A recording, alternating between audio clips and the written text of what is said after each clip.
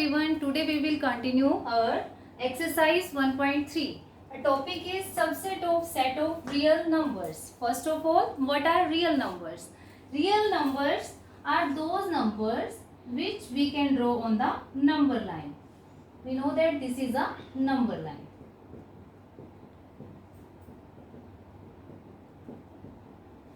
We know that set of real number is denoted by capital R, and we can't write real numbers in the roster form because we know that in real numbers there are many type of numbers like root 2, root 3, 1.1, and if I talk about is 0.1 and 0.2. We know that between 0.1 and 0.2 there are infinitely many numbers. Infinitely many rational numbers, we can say. So in roster form we can't write the real numbers. Also set builder form we can't represent reals in set builder form. First of all, we will discuss about real numbers.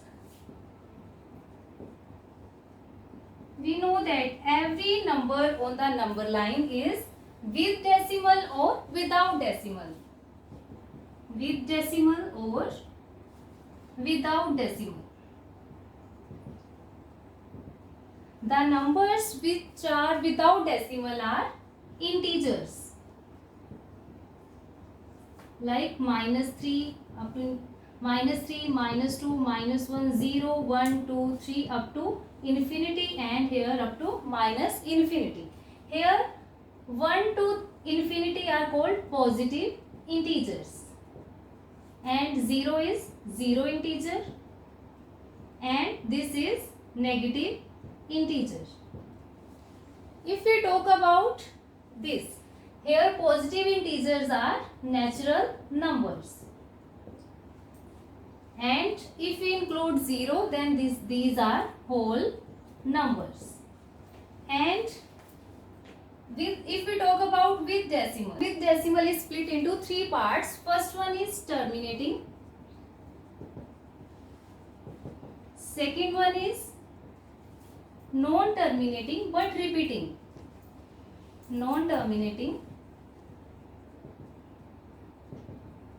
but repeating, and third one is non-terminating, non-repeating. Let's take some example. Like terminating are these type of numbers like 1.21 and 13.13, and non-terminating repeating like 1.12, 12, some particular numbers are repeating. And third one is non-terminating, non-repeating like 1.2, 3, 4, 5, 6, 8, which is non-repeating or non-terminating. And these two are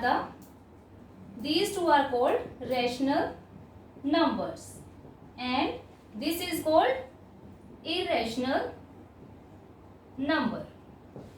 Now if we talk about the subsets, we know that we denote natural number as capital N, and whole number as capital W, integers as capital Z, rationals as Q, and irrationals as Q complement, or if we also denote it by T. And real number is denoted by capital R. We know that from the previous diagram we observed that irrational numbers are subset of real numbers.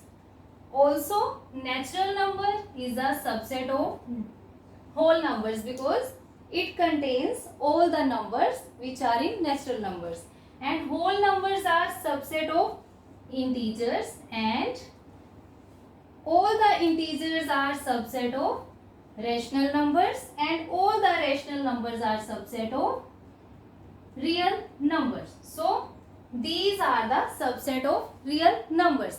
Now we will discuss some different type of subsets of real number. These are in the form of intervals. We know that this is a number line. And what are real numbers? Which we can draw on the number line. If we talk about the intervals, what are intervals? If I take some part of this number line, this real line, this is called interval. Now we will see how we can represent this. Let's take some example. If I take real line minus infinity to infinity, 0, 1, 2, 3, minus 1, minus 2, minus 3. If I ask you that find the subset of real numbers, and I say that let's take 2, 3 is that portion of real number which is the subset of this, because we know that this is a real line, every portion is a subset, because we know that subset, what is subset? Which is some portion of the set.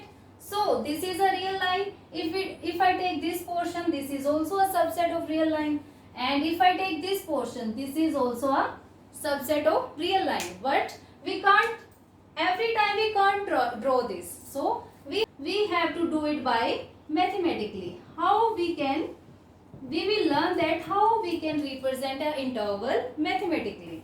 Now if I take this portion of the real line, this is a subset, we know that, but how can we represent it? We can represent it as those x belongs to reals which are between 0 and 3. Now one question arises, if I write like that, this is a representation of interval, but I write it as those x which lies between 0 and 3. Now we have a question, is 0 included in this? Is 3 included in this? Let's take, for this we have 4 portions. First one is, it may possible that 0 is included in this. If for this we must know two concepts. First one is inclusion, second one is exclusion.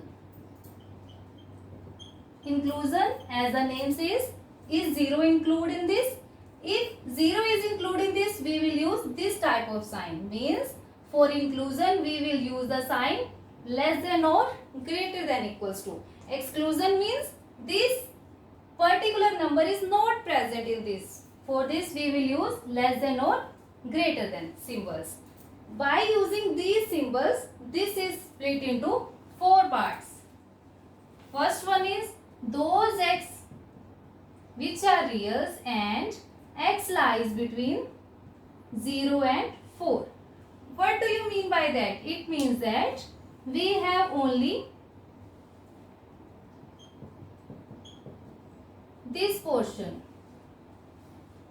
X lies between 0 and 3. We have only this portion 0 to 3, but 0 is not present and 3 is also not present. So this is denoted by 0 and 3. This is called open interval. Or second part is, we can also write it like that, those x belongs to R and here 0 is include but 3 is exclude. So how we will draw it? 0, 1, 2, 3, 4 up to so on, minus 1 up to so on.